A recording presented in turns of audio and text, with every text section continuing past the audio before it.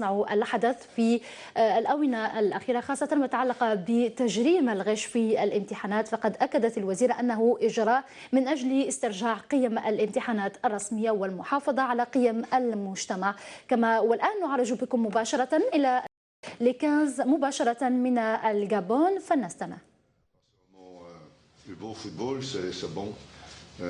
On va essayer aussi d'être efficace et on a une bonne préparation. On va préparer aussi ce match comme il faut et on a tout fait pour être prêt. Et maintenant, je crois que c'est un bon train. Ça aussi, on doit aussi l'accueil de la CAF, on doit une fois dire parce que tout le monde critique toujours. Et moi, je vais dire que l'hôtel est bon. Le train où s'entraîne, c'est à 100 mètres. Alors, aussi pour Zimbabwe, hein. Je m'excuse, on n'a pas de faveur. Hein. Et le train ici, c'est magnifique. On respecte les règles de ne pas venir entraîner ici. Et là, la collaboration entre les pays, je crois bien, et avec la CAF, on doit une fois souligner que c'est aussi une chose qu'on peut une fois dire. My name is Thomas Wenai of the Supersport in South Africa. I just wanted to find out from the captain, have they been able to watch Zimbabwe? Do they know Zimbabwe? What can they expect from Zimbabwe? And if the coach has already answered that question.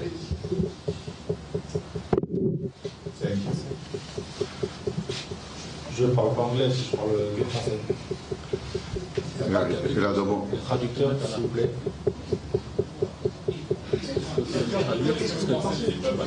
Ouais. Bonsoir, bonjour tout le monde d'abord. Comme l'a dit le coach, le Zimbabwe c'est une très bonne équipe. Ils ont fait une bonne préparation, on a pu observer leur équipe par rapport aux matchs amicaux. Ils ont fait, comme l'a dit le coach, ils ont fait 1 contre le Cameroun. Ça démontre que c'est une très bonne équipe. Pour nous, ce premier match est très important. Pour bien rentrer dans la compétition, on sait qu'on va tomber sur une bonne équipe assez coriace et ça va donner un bon match. We never talk about the other team. We always talk about ourselves. It's better. It's better for us, and we never talk about the other team. Bonjour, RFI, une question pour Alexa, c'est la deuxième CAN pour vous. Qu'est-ce que vous avez appris de la Guinée équatoriale déjà? Et est-ce que pour vous, il y a beaucoup trop de pression autour de l'équipe, ce qui vous empêche d'être plus serein? Est-ce que vraiment c'est un problème pour vous? On dit que pour la Tunisie, c'est beaucoup moins problématique. C'est deux questions. Oui. Déjà, collectivement, je pense qu'on a appris beaucoup. Il y a beaucoup de joueurs dont c'est la deuxième ou troisième CAN et forcément, au niveau de l'expérience, c'est très enrichissant. Et pour la deuxième question, non. Si on a une pression comme ça, c'est qu'on a démontré auparavant qu'on était une bonne équipe, qu'on a fait des bons résultats et du coup c'est normal que les personnes attendent beaucoup de nous. C'est totalement logique. Après c'est à nous de montrer sur le terrain, de montrer à tout le monde qu'on est présent et ça passe par ce match de demain contre le Zimbabwe.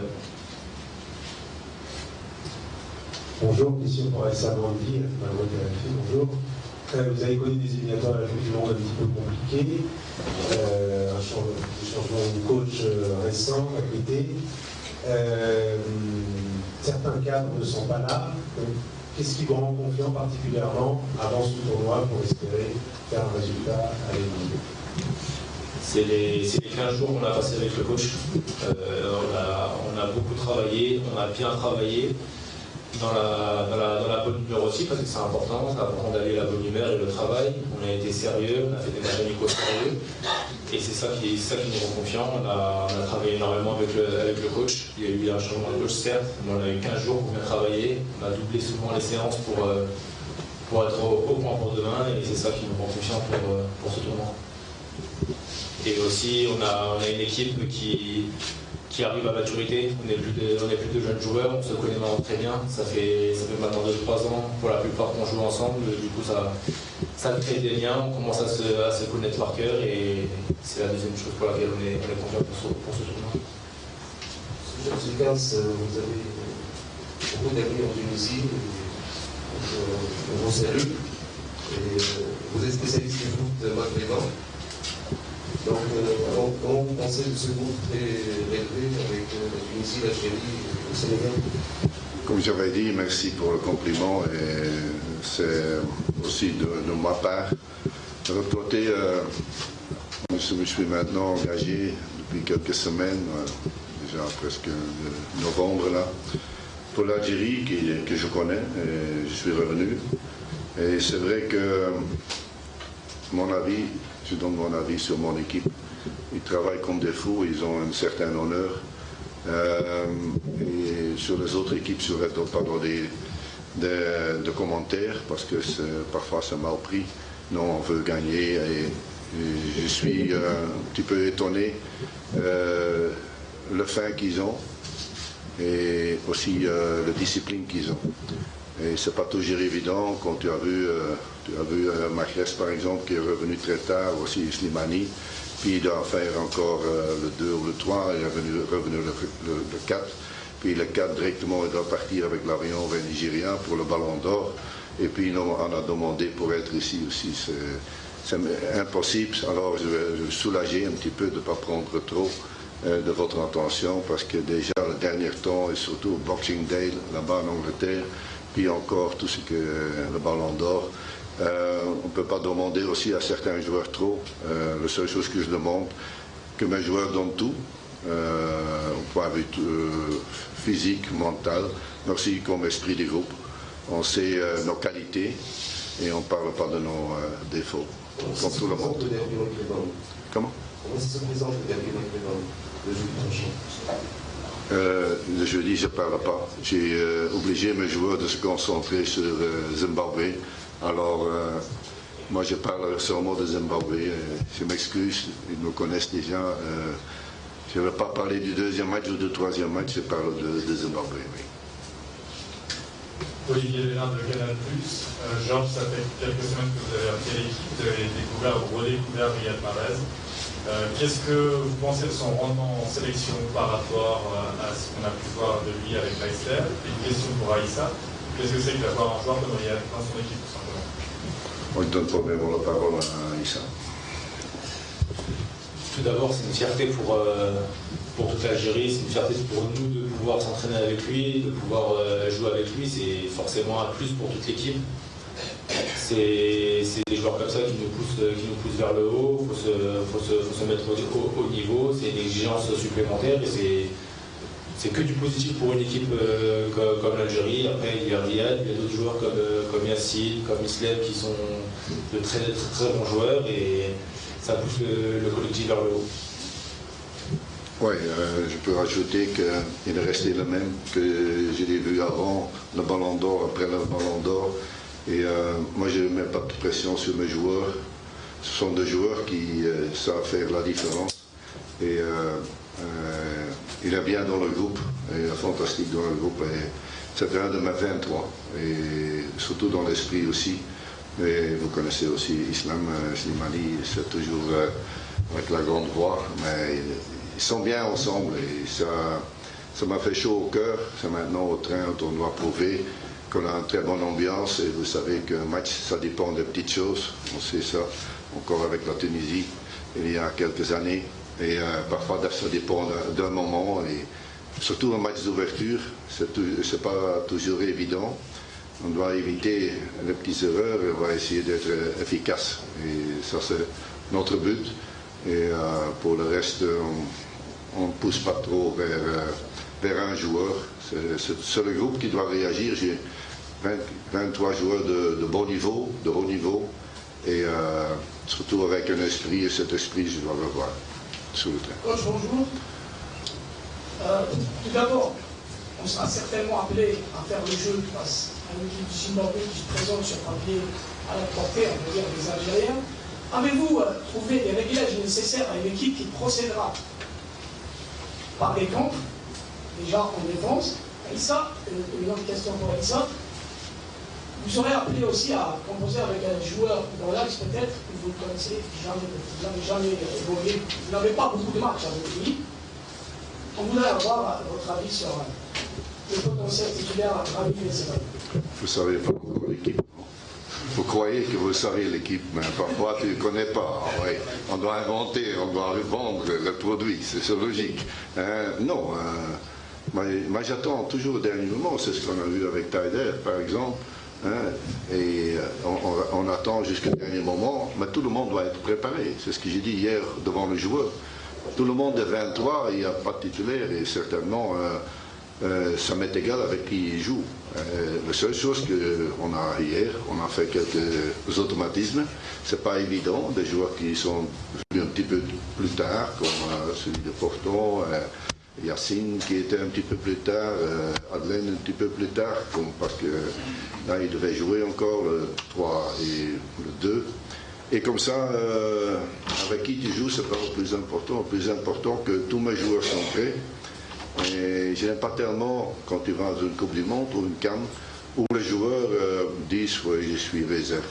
Il n'y a pas de réserve chez moi. Et il y a sûrement les titulaires. Et la première minute, tu peux faire la différence aussi la dernière minute. Et c'est parfois la force de ton banque à côté de toi qui parfois fait la différence. Et là, on sait que la qualité, on ne va pas parler de qualité des Zimbabwe, ils ont beaucoup de qualité. Et on a étudié, on va encore faire quand on est de retour. Et comme ça, mes joueurs se préparent tous ensemble. Coach, bonjour. Il a répondu. Très bien. Coach, bonjour. Première question, coach. Est-ce que vous avez établi la hiérarchie des gardiens de but? Est-ce qu'on peut savoir quel gardien sera titulaire pour cette CAN? Et deuxième question, vous avez parlé des conditions d'ici à France-Ville. On sait demain que vous allez faire un trajet de 1 heure par bus pour venir ici. C'est pas une chose facile. Et deuxième des choses, si vous n'avez pas, les joueurs ils n'ont pas reconnu la pelouse, je pense que c'est un handicap. Comment vous allez gérer cette situation? Merci. Oui, déjà deuxième question, c'est très facile de répondre. C'est pour les deux équipes la même chose. Alors, on ne peut pas complaindre. On a fait maintenant une heure de route, ça veut dire avec le bus, ce sera 1h20. C'est comme ça. Alors, si tu commences déjà à prendre des excuses avant que tu es parti, avant que tu joues, je crois que ce n'est pas une bonne idée. De l'autre côté, il a la décision que moi je vais faire après un dernier entraînement et je ne donne pas l'équipe d'avance. C'est logique. Et c'est pour les gardiens, c'est pour les défenseurs, c'est pour les attaquants. Et vous pouvez dire des choses, ok, il y a beaucoup de concurrence sur certaines positions, il y a plus de concurrence, mais il y a de concurrence. Et moi j'aime bien la concurrence entre les joueurs et ça doit être notre esprit de plus haut que c'est la concurrence, de plus haut qu'on peut arriver. Bonjour, j'aurais une question maintenant pour Aïssa Mandi. Être capitaine, c'est une fierté, mais aussi une autre responsabilité. On sait que souvent, peut-être les capitaines ont payé les frais de leur déclaration, peut-être ils n'ont pas vraiment assumé leur statut. À 25 ans, est-ce que tu te sens prêt à assumer cette lourde responsabilité devant le peuple algérien, devant les médias et devant tes coéquipiers? Merci. Comme l'a dit le coach, ce serait peut-être moi qui portera le brassard demain, mais on est plusieurs à assumer cette responsabilité. On est 4-5 joueurs à essayer de porter cette équipe vers l'avant. Du coup, on est beaucoup plus fort qu'on est plusieurs, tout simplement. Moi, en tout cas, je me sens prêt. J'ai déjà été capitaine auparavant pour une équipe nationale, mais en club. Je connais cette responsabilité. J'aime bien avoir des responsabilités aussi. Ça me donne de la confiance. Donc, moi, je suis prêt, mais je ne suis pas tout seul aussi. Il y a beaucoup de joueurs aussi d'expérience comme Raïs, comme Yacine qui peuvent porter l'équipe vers l'avant. Monsieur Georges Dickens, j'ai assisté à votre première conférence chez lui. Vous avez dit que j'ai une dette vers l'Algérie. Est-ce que c'est le moment d'attendre maintenant pour les Algériens de se demander? Je suis revenu, non ouais, vous savez, c'est déjà beaucoup, hein, non non, je suis revenu parce que j'avais une dette vis-à-vis de vous, vis-à-vis du président. Je vais vous qualifier, je crois bien, contre le Namibie, je crois bien, dans le temps. Et à ce moment-là, cette dette, j'ai repayé. Maintenant, c'est à moi aussi de prendre au sérieux. Et je le fais de tout mon cœur, avec tout l'expérience que j'ai. je crois qu'on va faire une bonne période. Il y a beaucoup de jeunes qui se montrent aussi. J'ai eu ça dans certaines autres équipes nationales, Belgique par exemple, même la Tunisie. J'ai vu que ça n'a pas beaucoup changé là, le noyau, comme dans le temps. Et on est en train de créer. Le résultat direct, parce que parfois, le résultat direct, c'est comme j'ai dit, c'est la manière aussi, c'est le comportement des joueurs. On veut être efficace, ça c'est sûr. Sans mot de beau football, comme j'avais dit, la première conférence de presse, à un certain moment, avec la Belgique, on avait beaucoup de talent, certainement le plus haut niveau, mais on devait changer certains petits trucs. Et parfois, la défense, ça commence devant, parfois, l'attaque commence derrière. Et cet esprit, petit à petit, on a déjà dans ce groupe. Et cette action individuelle qui est importante parce que tu as besoin des joueurs de classe. Mais c'est surtout cet esprit qu'on va avoir, que tout le monde fait son travail. Parce que vous savez, vous êtes 3 minutes au ballon, en principe, la plupart, et 87 minutes. Et qu'est-ce qu'on fait de 87 minutes sans ballon? Et cette organisation, cet esprit, le coaching, etc., je peux encore continuer pendant quelques heures. Je vais juste avoir un petit mot de Aïssa sur le terrain. Très peu d'équipes qui ont fait le choix d'appeler un joueur pour essayer de faire le lien entre le staff et les joueurs. Au quotidien, ça se passe comment? Ça se présente comment? Et qu'est-ce que ça apporte? Ça apporte un plus, c'est évident. Majid, je le connais très bien, ça a été mon capitaine, ça a été un exemple pour toute l'Algérie, ça a été je vais parler personnellement aussi d'un grand défenseur central, et forcément il peut que nous apporter au point de vue collectif et aussi au point de vue personnel. Il a aussi une grande expérience au niveau international, donc ça peut être qu'un plus pour la sélection, et au quotidien ça se passe très bien. Il est plein de petits conseils pour nous à l'entraînement et on essaie de suivre ça attentivement. Coach, je suis assisté à toute conférence de presse que vous êtes arrivé. Vous avez plusieurs fois, justement, on va dire, vous avez critiqué le fait de jouer pour jouer, de faire du beau jeu pour faire du beau jeu. C'est une critique indirecte à un ancien entraîneur qui était avant, qui est Christian Bourque, vous dire oui, mais vous estimez que cette équipe, après la Coupe du Monde 2014, elle a perdu du temps, alors qu'elle aurait pu faire plus au niveau du jeu? Oui, non, jamais j'ai critiqué un collègue. C'est déjà assez difficile comme entraîneur. Non, j'avais dit ça aussi, n'oublie pas. C'est chaque mot que j'ai dit dans la conférence de presse. Même que je parle 1 heure, je sais encore ce que j'ai dit. Alors, laisse pas tourner les choses. Moi, je ne tourne pas les choses. Moi, j'ai dit comme ils sont. Moi, j'ai dit ça déjà de la Belgique. On a une génération fantastique et on veut être plus efficace. Et la beauté du jeu, moi j'ai dit dans le temps, c'est déjà quelques années, c'est déjà 4-5 ans que je parle de ça. Jamais je donne critique sur mon collègue, surtout quelqu'un qui est venu avant moi. Jamais je vais dire des choses négatives. Non, c'est pas mon style. Mon style, ok, j'ai accepté mon tâche, et mon tâche est assez grande. Et la question est sur demain. Autrement, j'ai signé un contrat de 2 mois. À ce moment-là, après 2 mois, je suis parti, j'ai fait un résultat, je suis reparti. Je ne suis pas comme ça. Et moi, je veux faire aussi cette équipe être prêt pour l'avenir. Et l'avenir, le football moderne, vous savez que c'est beaucoup de jeux sans ballon, c'est l'organisation, c'est le coaching. Et j'ai un bon groupe qui a appris très vite. Maintenant, il faut demander une garantie pour le résultat, et j'ai donné jamais une garantie. J'espère bien d'avoir que tous vous autres une bonne santé et tout ça, j'espère que c'est cette garantie. Et pour mes joueurs, vous savez, moi j'ai fait tout, et même le joueur que je n'ai pas repris, je suis très content que quelqu'un va signer le contrat maintenant à Trabzonspor. Par exemple, je suis très content que l'opération de Taider ait réussi. On n'a pas seulement entraîneur, on a seulement quelqu'un qui guide. Et comme on a dit, moi j'ai repris Bougui avec nous, Bouguera, Bougui on dit.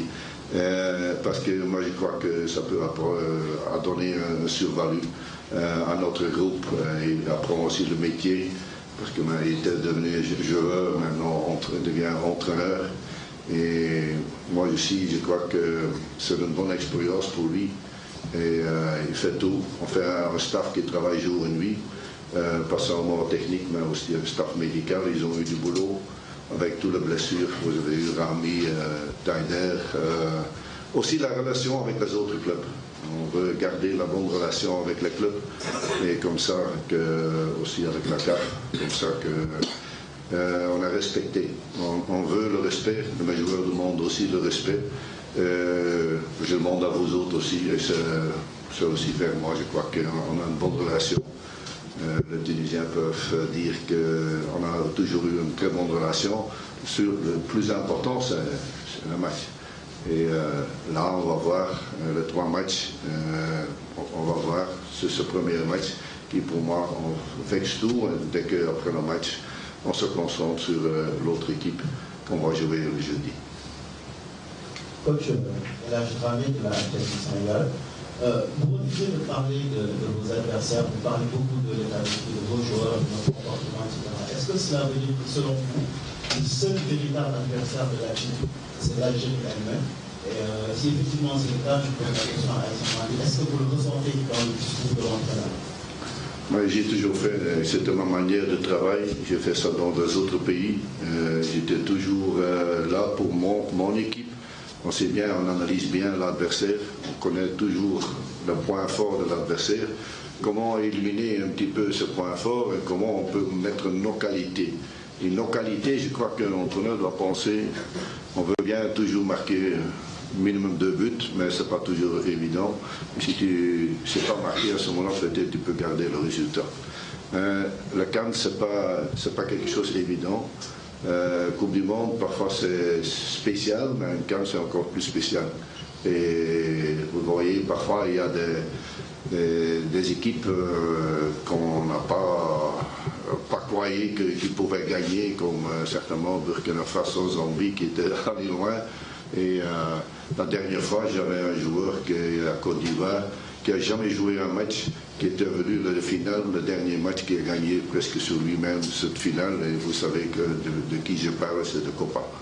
Alors, c'est pour ça que c'est important, de 23 joueurs, tout le monde est bien préparé jusqu'aux dernières minutes, jusqu'au dernier match, jusqu'aux dernières secondes. Il a marqué sur le dernier pénalty, je crois bien.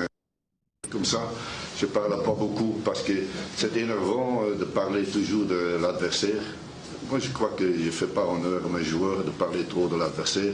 On fait les analyses, on fait très bien les analyses, même très fort, mais je parle beaucoup avec eux pour apprendre, pour avoir plus de qualité encore qu'on a.